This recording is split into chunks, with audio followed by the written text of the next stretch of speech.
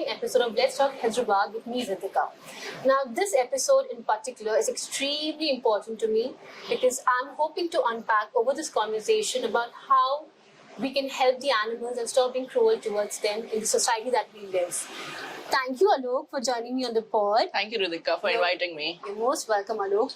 Now, Alok, I think you're doing such a fabulous job in raising awareness against animals and the cruelty which is happening against the animals. Could you please begin and tell me what motivated you into getting this? And before that, guys, I would request you to please introduce yourself to our listeners who may not be familiar with your line of work. All right. So, like you know, and we've been classmates, I think, for a long time. So, we go back a long way. But I'm Alok Parna. I'm an animal advocate, animal protection advocate, and I currently run Humane Society International India, which is an animal protection organization. Yes.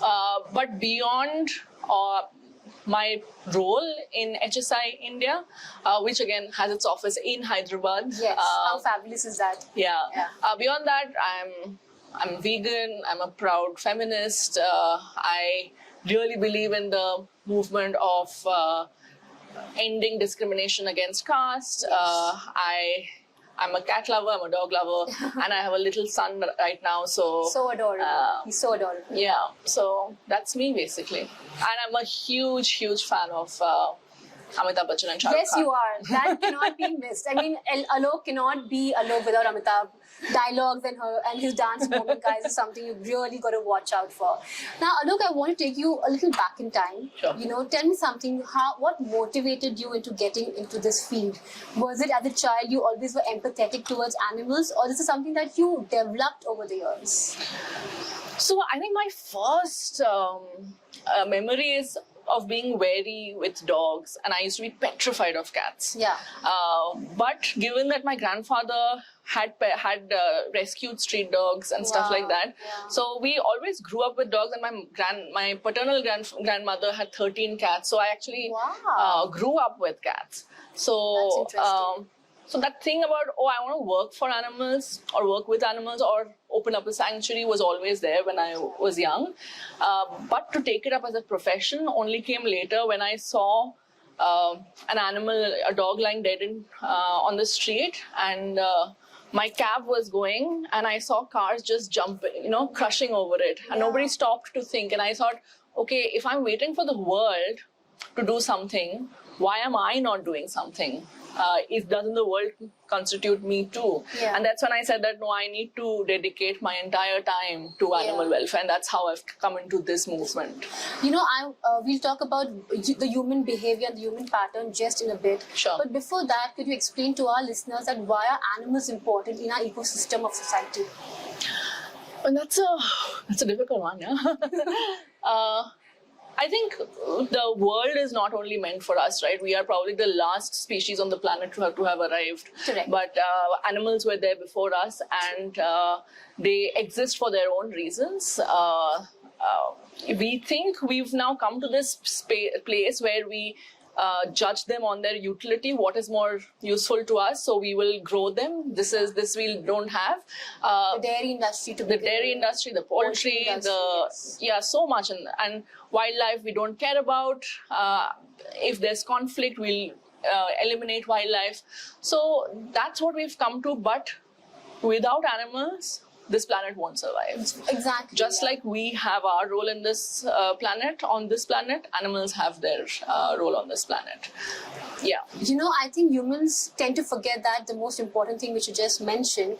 Now, I want to get a little psyche of humans, Why do you, in your opinion, why do you think that they're being so cruel? Why do they have such cruel behavioral patterns towards animals, Are we so entitled? Or is it because, we have the wrong attitude that we have grown up with? Or we just wired wrong? Like, what do you think if you have to break it down? I know it's a tough one. Yeah, and I'm not a philosopher or an academician. It really gets to me. I'm like, how can someone be cruel? Like, what are you getting out of it? What do you think? Because I'm sure you have cases that you must be dealing with on a daily basis. Just a little insight from your perspective.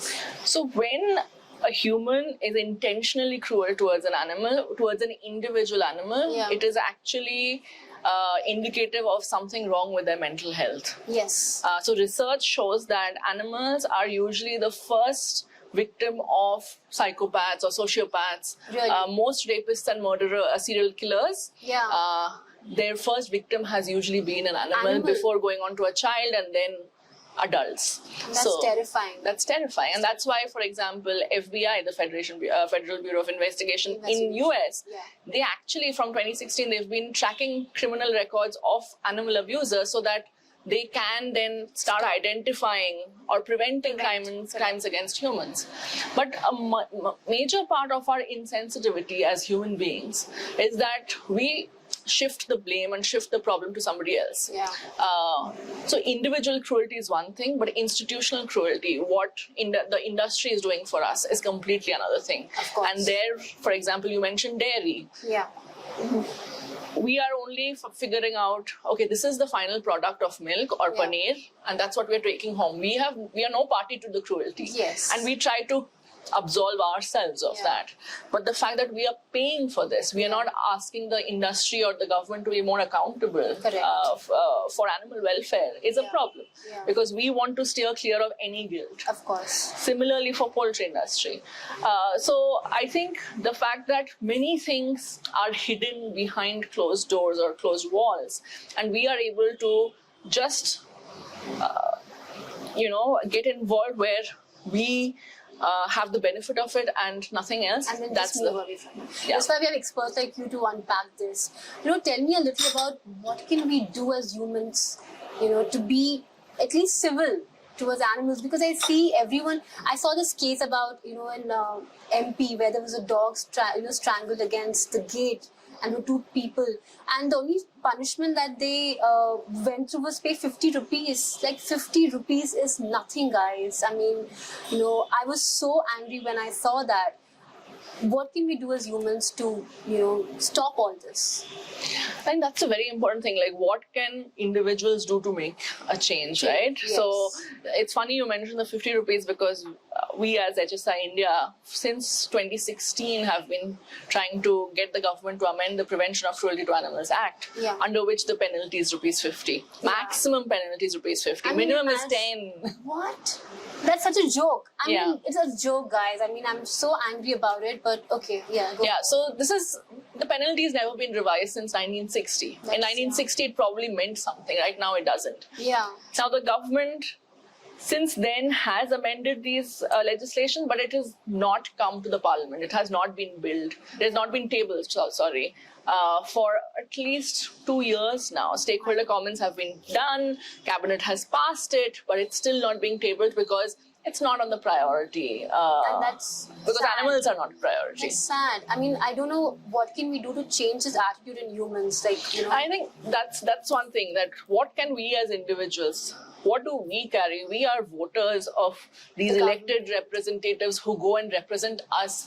And we often underestimate that power. Yeah. So I think we need to get our elected representatives, whether it's from the legislative assembly in a state or in a city, to that in the Lok Sabha, to be accountable for what our needs is. We, as their constituent, it's very important for us to voice our opinion. So for these things, we must write to them, we must meet with them and say that this is, so it should not be relegated to, theek hai, NGO kar lega, ya koi aur kar lega, right? It needs to be that the constituents, my vote bank, my constituents require this. An MP or an MLA must think that. Additionally, I think as individuals, we must try and the maximum amount of cruelty, Ritika, happens for farmed animals. Yes. So whether it's a cow, buffalo, more humanely produced products, and then try and completely replace it with plant-based products. True. Precisely why I wanted this conversation to happen, so that people can make informed decisions about their lifestyle changes. I don't know how people are going to respond to this, but very randomly, I had this friend who was, a couple of years back, she was nursing her baby, and and when you're nursing a child, when you're feeding a child, it's very painful for a woman, right? And you have ointments and you have so many other things to soothe Yeah. Your area. Imagine a cow, she has to be separated from her baby, from her calf, and go on giving milk, and you have these machineries which are attached. Imagine the amount of physical pain, emotional pain that she's going through. How is that really fair to your one cup of chai that people enjoy in the morning? I really want people to take a step back and think about this, that is your one cup of chai, that kadak chai, is it really worth the pain that the cow is going through? And it just doesn't end to the chai or the coffee or anything. To your paneer, to your cheese, there's so many endless things that come from dairy, right? It really bothers me. And I really want, I can't ask people to change, but I can definitely pursue them and request them to reflect and hopefully consider a lifestyle, change. Now let's come to veganism. How was that transition? Was it easy for you to become a vegan? Because it took me a while. It took me a long time. For me, I think I think when the thing clicked, it became easy. But before that, I was a hardcore non-vegetarian. I would not enter vegetarian restaurants. And you love your fish, probably. I love my fish. I love my chicken. Prawns, I could, but then I saw, I was volunteering at Blue Cross of Hyderabad for the longest time at the starting of my career here. So then I saw somebody carrying a rooster to a vet. And then I realized that, okay, we were also, helping these pups in the shelter and taking them to the vet. And I was like, okay, what the pup means for me, probably the rooster means for somebody else. And how hypocrite what a hypocrite I was being for differentiating between these two animals. And that's when I turned vegetarian. Okay. And of course, I went to Delhi, I was joined an organization. So the environment as such was very easy for me to turn vegan. But again, when I visited a shelter called Animal Aid Unlimited in Udaipur, and there we were feeding abandoned calves, male calves, with store-bought milk. So, and that's where it clicked that, we are taking these male calves. So male calves have no use in the dairy industry. They're killed, right? Yeah, they're killed very easily. They're killed very soon after birth, or they're abandoned on the streets. Yes. So these abandoned calves were in the shelter, and how entitled are we humans sometimes? It's just, I can't comprehend that. Yeah, and the thing is, I think we are conditioned, or the industry has told us that, oh, you guys are privileged. You need, you don't care about the poor and the unprivileged. And that's not true. I think the problem is that we are overfeeding the privileged already, and those who actually need the nutrition, we're not providing to them at all. So true. True. So the rich are getting richer and the poor are getting poorer. And that's the same with milk and meat and eggs too. So that's your transition for... So when I was feeding that store-bought milk, and I thought, oh my God, this calf could have had milk from its own mother, but the mother's milk was actually being sold for humans, and we've had to buy it from the store. Imagine that. To buy a calf at... Oh my God. And from then, I think it's been easy to just say, great. And I think when we were children, I don't want to sound very old, but when we aren't. Only old people say that. We aren't. Age is just a number, guys. But when we were children, I don't think we had the kind of paneer, the kind of cheese that at least in Hyderabad. True, yes. We didn't have that availability or access as much as this. Especially exactly. Cheese, There was one pizza or two pizza places which were very popular. There was Bakers in Pizza in Pizza Den. Midways. Those are the kind of places. And right now, cheese is just everywhere. And how it's marketed. I mean, it's become such a fancy thing to, serve cheese when you have guests over. It's become such a thing now. Especially with Christmas around, right? Cheese platter everywhere. And this is... We've never I think had that. I would like to blame the Instagram for that, to make it popular. Probably. Just my opinion, guys, and opinions are not facts, so don't come at me for this. Now, I have, was looking into the research, and you have a fellowship program that you offer. for people to come and recruit. Can you talk a little about that? So probably someone is interested could know a little about that, the fellowship program. Yeah. So this is a fellowship program that Humane Society International India supports. It's actually run by People for Animals, Uttarakhand, and People for Animals Public Policy Foundation in Delhi. It's called the Ahimsa Fellowship. Okay. So it's for anybody with 1 or 2 years of experience professionally, or even if you don't have experience but have an interest, have volunteering experience in animal welfare, inclination towards it. Yes. It's a 10-month hardcore intensive program to train you through all of the issues, to help you work with the government, help you work with individuals, help you work on research, this, that, and the other. So if you're interested, I think we are just finishing with a 3rd cohort. Wow. But next year, if you are interested, keep an eye on Ahimsa Fellowship, and Ahimsa Matters, I think, is one of the handles. But we can share it. I can probably, tag you as well. You can reach out to Alok in case you're interested, guys. Sure. Now, isn't that fabulous? Because I think back in the day, I don't think such fellowship programs were even offered. Yeah. Or even people were aware of the fact that something like this can be done. Yeah. I think that's just fabulous. I want to talk a little about the makeup industry now. Because I should tell you that, because since I've turned vegan, it's been a very long process, guys. I also was trying to, in my own way, make a difference and try what can I do. So of course, I can't stop the entire industry. Correct. But what can I do in my head to make myself, convinced that I'm doing something for the, for the animals? And I just gave up MAC. Because they are subject to animal testing. There's so many brands which are subject to animal testing. Do you want to talk a little about the makeup industry and how this, the animal testing is still a thing in 2020, we're approaching 24 actually. I mean, this episode might air in 2024. So what do you have to say about that? It's very close to my heart because when I joined Humane Society, I actually ran the campaign called Be Cruelty Free, which was against animal testing for cosmetics. That's amazing. How come I don't know about this? You need to do your research. No, but I know you otherwise also. Go ahead. Yeah, so I think with the government, we've actually helped end animal testing for cosmetics in India. And I think animal testing in India is banned, right? Correct. So guys, any product which is, developed in India is not subjected to animal testing and we can use those products, Yeah, right? so there are two things. Now, all ingredients have some or the other time being tested. Okay. But if you think the new batches are being tested, it's not. All right. Only when there is a new product or new formulation, that's when these things are tested, and that's not allowed in India. In India, correct. And those cosmetics, including ingredients which have been tested abroad, are also not allowed to be sold into India. The ingredients you mean? The product.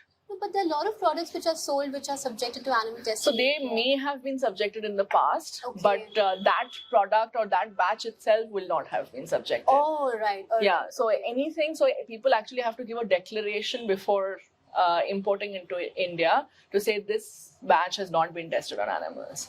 So that way we are quite authenticity, Are they being true rather? I would say yes, because QA, QCs are, and these are big companies who can't afford to lie on paper, right? Yeah.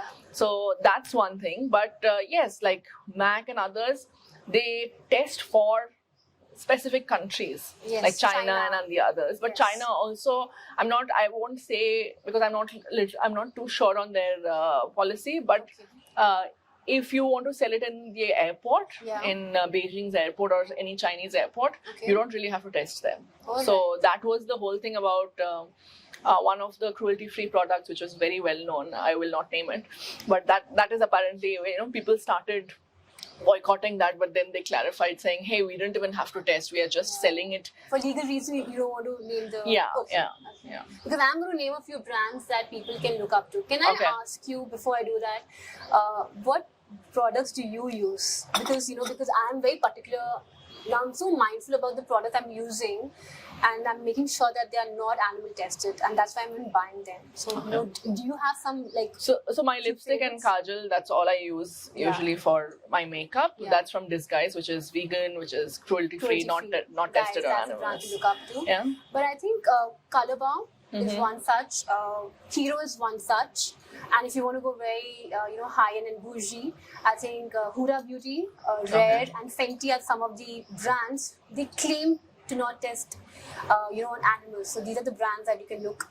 Other than that, I think all the other brands, Maybelline, L'Oreal, MAC, they all are subject to animal testing, and I don't know. And they are subject to animal testing based on the country that is requiring them. Okay. Not otherwise. So if they have to sell to India, they're not testing on animals. They're not. Oh, that's good to But hear. as a principle, if you're against animal testing, you probably I think because I think NYX is the parent company. They test their products on animals, so I do not use NYX. Even though NYX is, they claim to be, not they don't test their products on animals. But yeah, even Gillette is test on animals. I mean, I was like shocked. The razor. Yeah, I mean, anything and everything is tested on animals. So cosmetics is just one part, but our drugs, our vaccines, every batch is tested on animals. This paint varnish, anything that we have used has somewhere in the past or in the has been tested on animals. So we can't really be cruelty free completely unless we have methodologies or alternatives available. I think, as individuals, if we can unlearn a few things, I think it's not very difficult to adapt and make a little lifestyle changes. Sure. Of course, it takes a lot of time, and that's all right. But if you at least have the intent to begin somewhere, Exactly. I think we're progressing. I think humans are progressing in a way. Now, I think we're almost in the last leg of our interview. I'm going to ask some fun questions. Yes. For Amitabh fan. Okay. Now, tell me one favorite Amitabh dialogue, and you have to enact it. You have to be like very animated about it. I'm not taking it other way. See, I can sit like him. Of course you can. But that dialogue is different from Agnipath. But I can say, "Rishte mein to hum tumhare baap lagte hain." Can you do it on the camera, please? Rishte mein to hum tumhare baap lagte hain. Naam hai Shahenshah. Hi. That would be my promo for the interview. I think that was pretty cool. Thank you for doing that. Now, can you, recommend few vegan restaurants to people who are listening? I think sitting in Hyderabad, this is a vegan hub, one of the best places for vegan food is Hyderabad. Yeah. And that's quite a surprise because meat eaters, percentage of people eating meat in Telangana is 98.5. Yeah, I know, right? That's crazy. So you have Terracin Cafe, which is the city's first or the state's first vegan cafe. Okay. Then you have the Weekend Cafe, Secunderabad side. So Terracin is in Banjara Hills. Weekend Cafe is in Karkhana. Okay. And then Churolto has vegan stuff. Red Rhino has vegan stuff. They have options. They have vegan options. So I think even Sage Farm Cafe has vegan stuff. Yeah, and I think what else has vegan? Brooklyn Creamery has a lot of vegan ice creams. Yes. You have Ewok, which is in Jubilee Hills, and in Senekpuri, which are completely vegan. You have a vegan store, vegan cafes. Yes. So you have a lot of options. I think that's pretty good that people are transitioning at least consider to transition, because you might not have these places unless people are opting for them, right? Correct. It goes hand in hand. Okay, now before I let you go, tell me one thing that you love about Hyderabad. I think Hyderabad is my home, but I don't think any other city can match the quality of food that you can find in Hyderabad. Really? Yeah. Like, that's fabulous to hear. Any place you go, yeah, the food is just amazing. Yes. Okay. Nowadays, there are some Instagrammable place which has quite bad food, but otherwise I want to know the name later on. But I love the fact that we have great food here. Yes. And we're a little... I know people don't like the Throw us for being attitude. Nawabi, right? Yeah. Like, what Nawabi attitude you have? But I like the fact that we are laid back. Yeah. We're not in a hurry, not constantly while our driving could improve, but we're not constantly honking. Like, I'm Bengali, and I know that in Calcutta, people are constantly honking. Like, while they're driving, they're like, bang, So which annoying. I don't Very annoying. find So much here, noise so it's pollution. great. Yeah. All right. And what is your anthem song? Something that you would just play when you feel low. I'm sure it's an Amitabh song.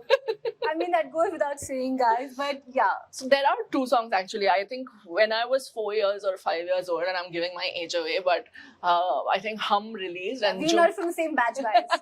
just so I'm just. She's younger, yeah. So Thank you. So Juma Chuma Dede was my favorite. Yes. Like, that music that comes before Juma Chuma is also, and I've taught it to my son also. So I'm training him. You're training. You're getting Yeah. them there. Yeah. Let him have his own favorites, but okay, go on. But yeah, so that's one of my favorite songs, and I really like Atrangi Ari. I think in the movie called Wazir, he and Amitabh Bachchan and Farhan Akhtar sang a song. It's amazing. Yeah, it's all about friendship. Oh, fab. Oh, yeah, you're a sucker for friendship songs, right? Aren't you? There's one more song, no? Which is that it keeps playing at Stone Waters. Something on friendship. There's one big, very famous song. Every time they play it. Yaro. KK's. No, the other one. That very old song. Ye Dosti. No, something else. Sholay. Some song I forgot, but Okay, regardless. okay. But this was fun, Thank you Yeah, it so was. much, Yes. Alok, for giving your time. I really appreciate that. And I'm really hoping that there are some takeaways for our listeners. And hopefully they'll consider, to have the intention to the transition. And if not, it's still great, guys. You're doing whatever you can do. It's a free will. Yeah, living in. I'd say that if you want to if you care about your planet, care about the health, plant-based food is the way to go. If you can't give it up totally, at least one meal a day, if you can make it plant-based, and I think that's completely doable. Yes. So at least one meal a day, if you can switch to plant-based, yes, it's amazing. And you have so much plant-based meats and stuff that you won't miss it. Delicious food, guys. They're not boring. They're quite delicious. Because it's coming from two people who are into veganism. So yeah, I'm so glad to hear that you've turned vegan. So it's all because of Kobe. Awesome. I mean, he's changed my life. Like I can't imagine and how. So it's all him. Yeah. Kobe Productions, Kobe. All right, thank you so much, Alok, for doing this, and I will see you guys again. Thank you for tuning in. Thanks. Thank you.